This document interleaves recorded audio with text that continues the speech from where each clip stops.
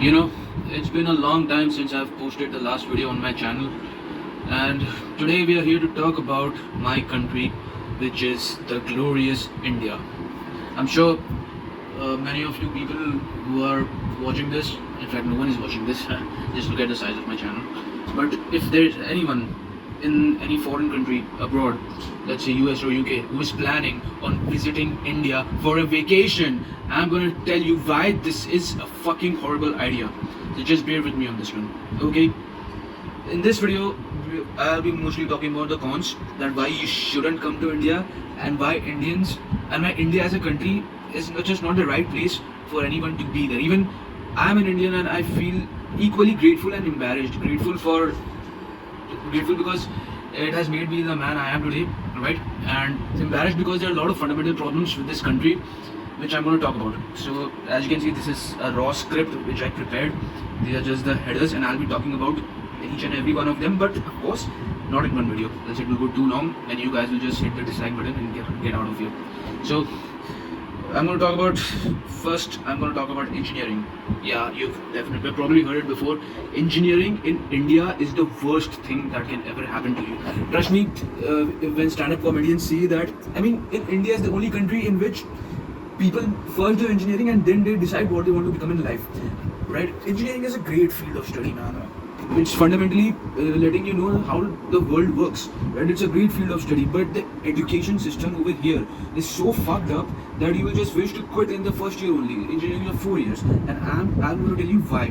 Look, just look at this point which I'm highlighting right. Look, in India, students are categorized based on these 3 pointers, right?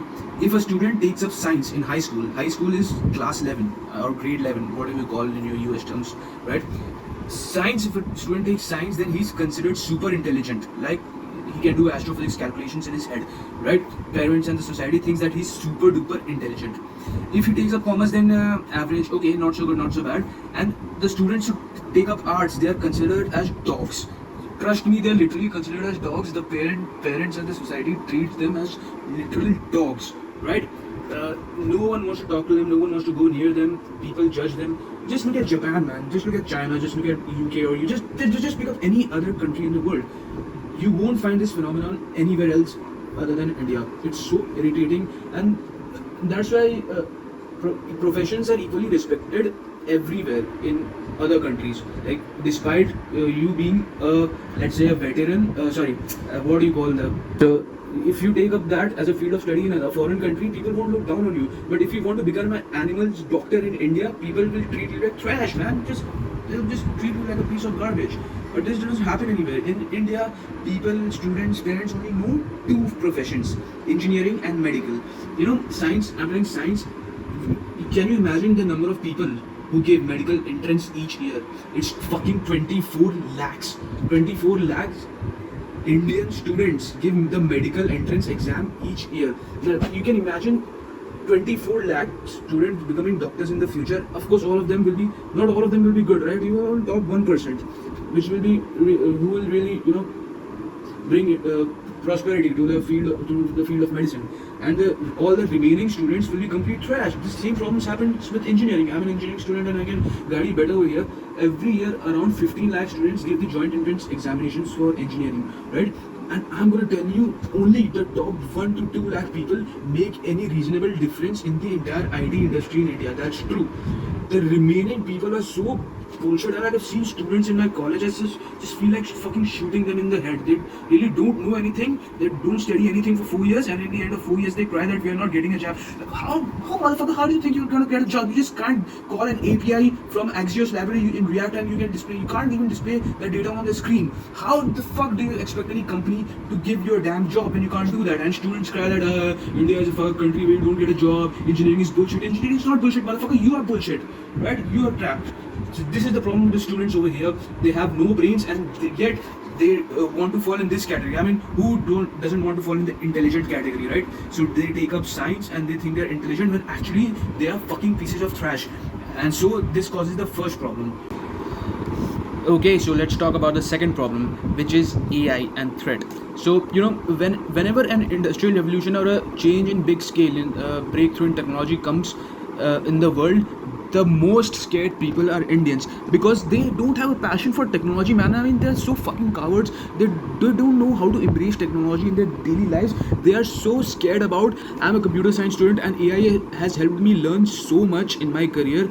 Like what I would learn in 6 months with the help of AI, I could do that in two to 3 months. I've reduced my work time by 50%. Can you imagine, with the help of AI? But the junior level engineers and all the students think that AI is going to take away my job. I'm not good enough, motherfucker. Yeah, you're not good enough. That's the problem. So the main problem was of the Indian students, which are the mentality of the Indian students, which I covered in these 2 points, right? And so this is just an example. Like whenever a new technology comes, instead of embracing it, Indians are very scared.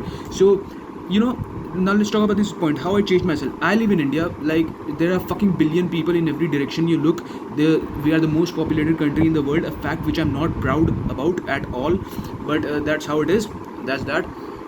It's so easy to beat the competition over here, because 99% of the people around you, let's say you have 100 people in a classroom, then 99 students will be scared. They won't study. They will just waste time here and there. But to beat the competition, you just keep doing your work, and you just cancel all the noise. You don't watch stupid ass Indian YouTubers. Like, Indian YouTubers are I don't want to even talk about them. Indian YouTubers are so sons of bitches. They're so crazy. I literally have each and every slang coming up in my brain right now. I want to give it to them. I still watch people who are knowledgeable, who I really generally consider people abroad are more knowledgeable than the common Indian man, and that's true. I really believe this. So that's what I did myself. I continuously work every day, even though it's small steps. I believe that small steps can change. They can really add up in the long run, because 99% of the people are not doing that around me. I've been in India for like let's say for most of my life. Like 20 years of my life, I'm in India, so I really know the people around me. Most of them are so lazy. They'll just eat and drink and shit the entire day.